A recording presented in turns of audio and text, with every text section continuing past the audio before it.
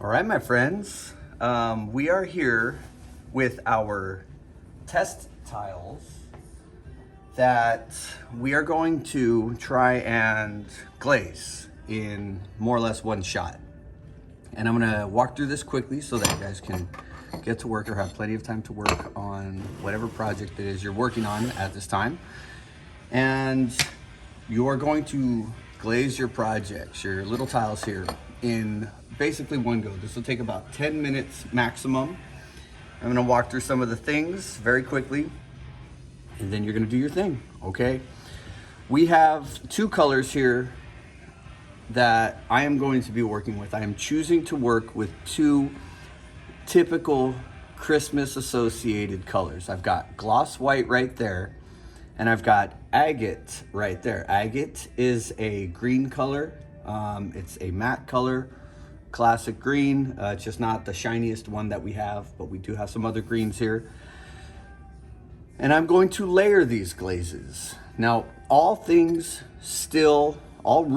still apply with this process. Nothing really changes about the things that we've done.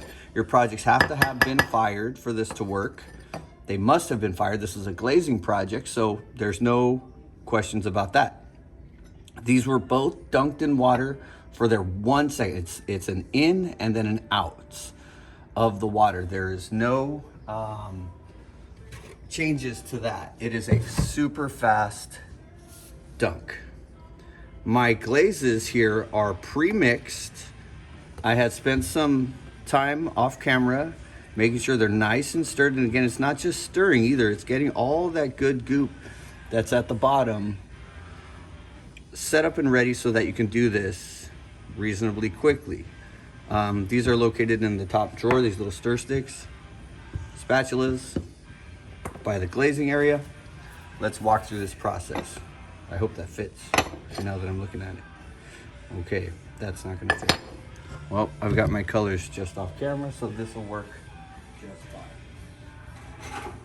So I'm pulling over my buckets because I did not check to see if they fit, but here we are. The exact same colors. I got agate and I've got gloss white. Now the way this is going to work as we do this is we are going to take our test tile and we're gonna dunk it about 3/4 of the way. We're gonna leave a little tab, which is probably going to be where you put the hole at the top of your thing, which is great. And then it's gonna go in and then it's gonna get pulled out very, very quickly. Again, nothing fancy about what we have there. If you're really, really smart about your process and you have one of those guys that is the same color that you were working with, you can absolutely use that to scoop off some of the good stuff and get it back into your box or into your bucket. Now, the thing that has to happen for this project, for it to kind of work, we're gonna kind of treat this like we did the gargoyles and anytime that we've stained. What's neat about this process is we are going to wipe away gently wipe away some of the material that's on the surface of our project.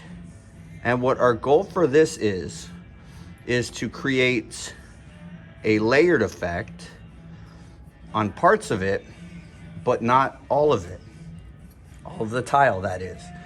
And so if you see the kind of close-up right there, I've got, again, a bucket of water, a clean sponge that I'm using to wipe away the surface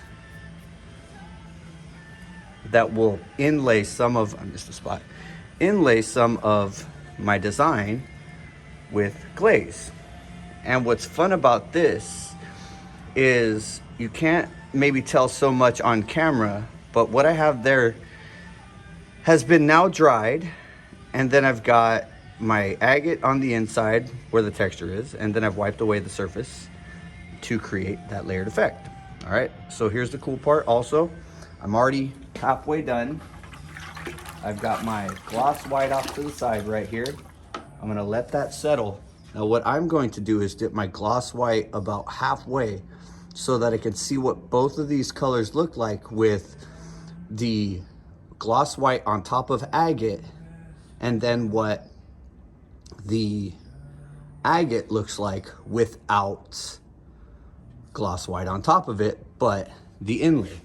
So again, that's simple. It goes in and then out. Okay, and what I have now is my layered effect. I've got gloss white on top of agate that has been wiped away.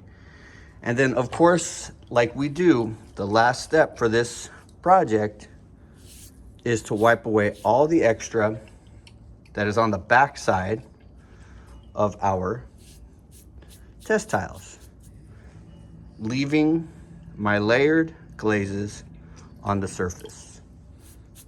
And that is what we're doing for this project. So again, this is a layered test tile. You're seeing two glazes and how they interact with each other. Experiments. We'll see how they look after they come out of the glaze firing. All right.